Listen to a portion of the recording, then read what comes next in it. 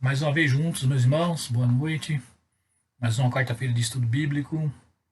Hoje vamos meditar no capítulo 7 de Romanos. Temos estudado as epístolas paulinas e estamos aí no capítulo 7 de Romanos, seguindo até as outras epístolas, que nós temos compartilhado. E mais uma vez a gente agradece a Deus pela sua vida e queremos de uma forma especial louvar a Deus porque Ele tem sustentado a sua igreja na face da terra, também tem sustentado a IPI de Belo Horizonte. A você que tem sido fiel na oração, na contribuição, no empenho, no serviço ministerial, a gente agradece, porque numa época como essa, somente as pessoas se envolvendo e trabalhando é que traz mais resultados. Então, muito obrigado a todos os líderes, membros, pelo empenho, pelo esforço.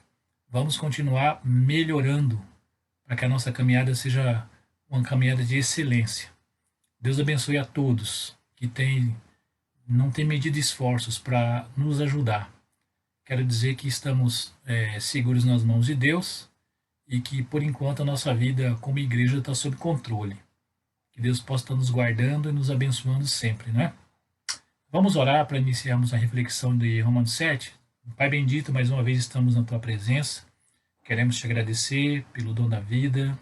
Queremos Te agradecer pelo Teu sustento. Queremos Te louvar, porque apesar da quarentena, estamos sobrevivendo, sendo edificados na Tua palavra. Estamos firmes na Tua presença. Continua nos fortalecendo e agora nos abençoa na reflexão da palavra, em nome de Jesus. Amém. Eu vou ler o capítulo 7, o versículo 15 do capítulo 7, mas a gente vai compartilhar todo o capítulo, né? Esse capítulo 7 tem 25 versículos, mas eu vou ler o versículo 15, que diz: porque nem mesmo compreendo o meu próprio modo de agir, pois não faço o que prefiro, e sim o que detesto. O capítulo 7, o apóstolo Paulo escreve, né? Ele usa aí a analogia do casamento para trazer um paralelo entre a lei ou o contraste, né, entre a lei e a graça. E de fato esse capítulo é uma continuação, né, das declarações anteriores do apóstolo Paulo, quando ele concluiu, né, que ou nós somos escravos do pecado ou nós somos escravos da justiça. As intenções do apóstolo Paulo no capítulo 7 às vezes são mal compreendidas, né, e mal aplicadas por causa da sua descrição do que é ser escravo do pecado. Mas Paulo, de fato, aqui usa a lei, né, do casamento, e a gente já viu isso, para explicar a nossa união com Cristo, a união espiritual. Sem Cristo, somos casados com o velho homem do pecado, que é o senhor da escravidão, né? E a fim de entrarmos em uma união espiritual com Cristo, o velho homem tem que definitivamente ser crucificado. A gente vê isso nos versículos de 1 a 4. Claro que Cristo não vai cometer nenhum adultério espiritual com a sua noiva, mas somos, né, humanos e nós sim podemos cometer adultério espiritual com o noivo, que seria Cristo, né? Então, muitos cristãos, de fato, não conseguem entrar em uma verdadeira união espiritual com Cristo porque, infelizmente, eu diria assim, o velho homem do pecado parece que está parcialmente vivo, né? Mas eles pensam que estão espiritualmente unidos com Cristo, com o Senhor. E Cristo não vai nos forçar, né? Mas se a gente submeter a Ele através de uma entrega completa, né? Ele vai entrar em união total e espiritual conosco e com certeza vamos ver uma transformação de vida, né? Para aqueles que passaram e passam por essa experiência já podem dizer isso, né? Que transformação que é essa?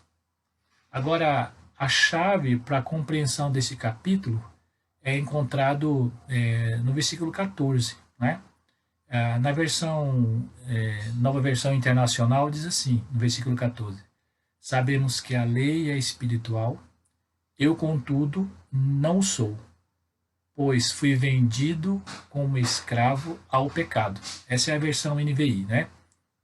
O restante de Romanos 7 descreve o que é ser um escravo do pecado e sob a condenação da lei.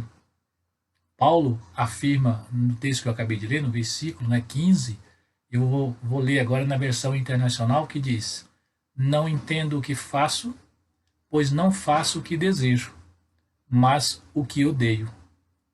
Em outra versão diz: porque o que faço não o aprovo, pois o que quero, isso não faço, mas o que aborreço, isso faço. O que Paulo está dizendo aqui pode parecer um pouco estranho, né? Porque por que você faria alguma coisa que você não aprova? Mas Paulo não está falando sobre cometer intencionalmente pecado, né? Conscientemente, ceder a desejos da carne. Porque quando eu e você voluntariamente cometemos pecados, conhecemos e entendemos muito bem o que nós estamos fazendo, né? A natureza pecaminosa de Paulo ainda está casada com o pecado e ele quer observar corretamente a lei, mas a sua natureza pecaminosa, de uma certa forma, ainda o domina, de forma que ele continua fazendo coisas que não quer fazer e ele não consegue fazer as coisas que ele quer fazer, né? Ou exercer a prática da justiça. Versículo 17, na versão NVI, diz assim: neste caso, não sou mais eu quem o faz, mas o pecado que habita em mim. Paulo está dizendo que o velho homem do pecado, continua sendo parte da vida dele, mesmo que ele não queira. Se a gente observar os versículos 19 a 23, ele descreve a luta de saber o que é certo e ainda assim permanecer cativo às seduções do pecado, não é? Então Paulo dá um grito desesperado, né? Chamaria de ele dar um grito desesperado. Olha o versículo 24, eu vou ler na versão nova versão internacional, a NVI. Diz assim: miserável homem que sou, quem me libertará do corpo sujeito a esta morte? A gente vê isso, né? Esse desespero de Paulo. Paulo está vivendo uma vida crucificada. Ele não estava servindo a lei do pecado com a sua mente. A gente vê isso em Romanos 7, 25. E na medida em que ele tinha luz, ele se deleitava na lei de Deus, no homem interior, né? Versículo 22 do capítulo 7 mostra isso. Isso significa que ele se deleitava em amor, em bondade, em misericórdia. Essa era a sua atitude mental. Nas áreas em que Paulo recebeu luz, né? Ele crucificou o pecado em seu corpo. A sua mente, que servia a Deus, impediu esses desejos pecaminosos. No entanto, havia muitas áreas na vida de Paulo, talvez haja na nossa também, onde ele ainda não tinha recebido luz, esclarecimento, né? Aqui ele foi levado cativo pela lei do pecado em sua carne, de modo que ele fez coisas que ele odiava, não é? O versículo 23 do capítulo 7 diz: mas vejo nos meus membros outra lei, que batalha contra a lei do meu entendimento, e me prende debaixo da lei do pecado, que está nos meus membros. Romanos 7, 23. Alguém está cometendo pecado voluntariamente, né? Não está fazendo o que odeia, porque sua mente aprova isso. Quando o desejo, né, concebeu, dá origem ao pecado. A concepção ocorre quando consentimos com o desejo com a nossa mente. Então o pecado nasce. Se a gente olhar lá em Tiago 1, 14, 15, né? Tal pessoa está servindo a lei do pecado com a sua mente. É interessante que Paulo não estava escrevendo sobre esse tipo de pecado em Romanos 7. Ele estava servindo a lei de Deus com a sua mente, mas ao mesmo tempo o pecado que ainda estava presente em sua carne se manifestaria sem sua aprovação. Ele estava servindo a lei do pecado com a sua carne.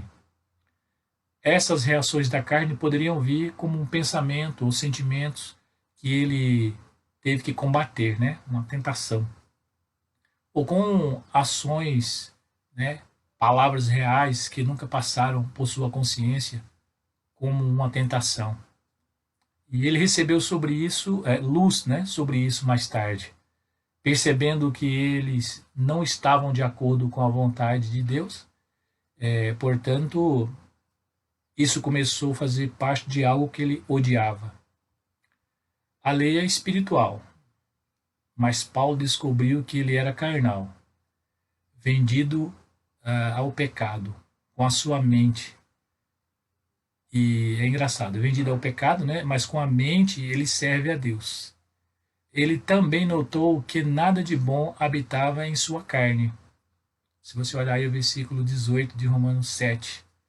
Assim como sua carne, ele não podia fazer outra coisa senão servir a lei do pecado. Sua mente, né, que servia a Deus, era contra a sua mente. A mente era contra a sua carne, que servia ao pecado. E isso criou uma oposição da vontade em seu corpo. Romanos 7, 23. O versículo 17 diz assim: de maneira que agora já não sou eu que faço isto, mas o pecado que habita em mim. Não foi Paulo, sua mente consciente, quem fez as coisas que ele odiava, mas era o pecado que morava nele, sua carne, seu desejo. Romanos 7,17, né? Ele não tinha visto, ele não recebeu luz sobre isso. É por isso que ele exclama: miserável homem que sou, quem me livrará do corpo desta morte? Lá no versículo 24. A palavra miserável é a palavra grega taileiporos. É só encontrado em outro lugar no Novo Testamento, lá em Apocalipse 3,17, na mensagem à igreja Laodiceia, né? Nós somos a igreja de Laodiceia, porque às vezes, em muitos momentos, andamos cegamente seguindo ao pecado. Cristo, de fato, quer nos libertar de todas e quaisquer escravidão. E veremos como ele faz isso, por exemplo, no próximo capítulo, né? Essa libertação. Em Romanos 7, que a gente está vendo, de 14 a 25, não descreve um descrente ou um crente que vive de acordo com a carne. Descreve um discípulo vitorioso, né?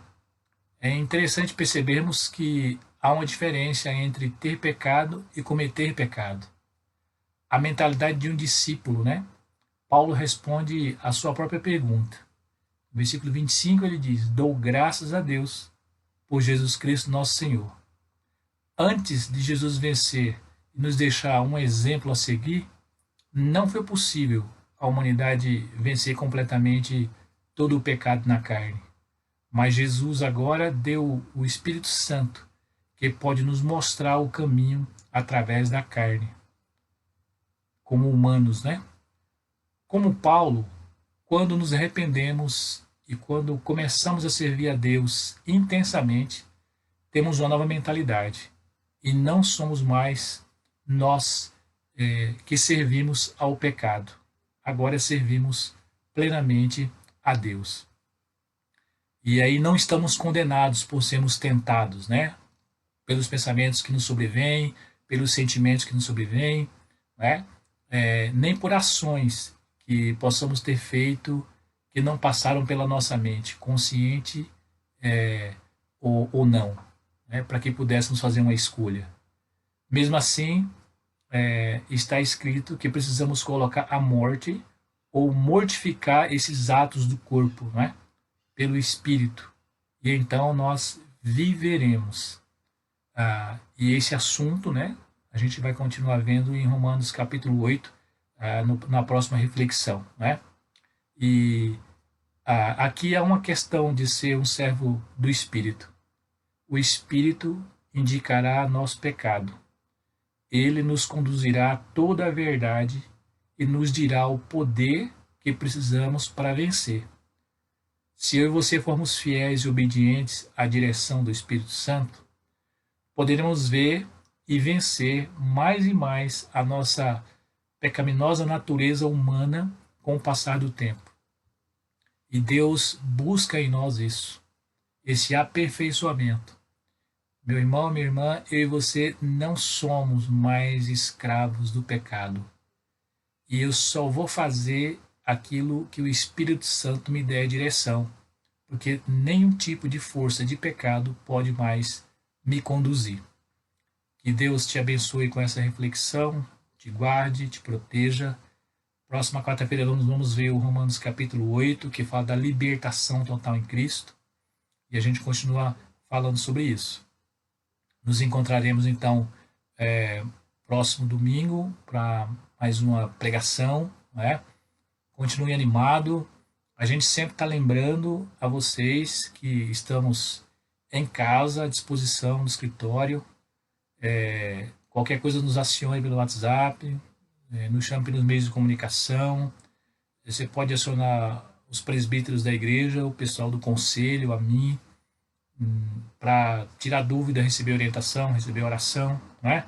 A gente não pode fazer muita coisa presencial, mas tem muita coisa que a gente pode fazer virtualmente. E que Deus te abençoe e te guarde e que vocês fiquem fortalecidos no Senhor e na força do seu poder. Um abraço e até o próximo encontro.